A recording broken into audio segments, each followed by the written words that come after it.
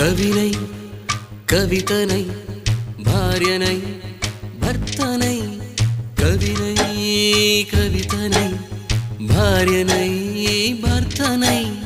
మల్లెల దారిలో మంచు ఎడారిలో మల్లెల దారిలో మంచు ఎడారిలో పన్నీటి జయ గీతాల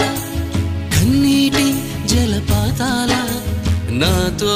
నేను అనుగమిస్తూ నాతో నేనే రమిస్తూ ఒంటరినై అనవరతం కంటున్నాను నిరంతరం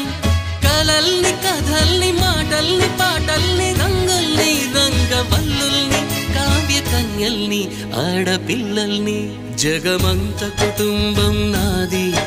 ఏకాకి జీవితం నాది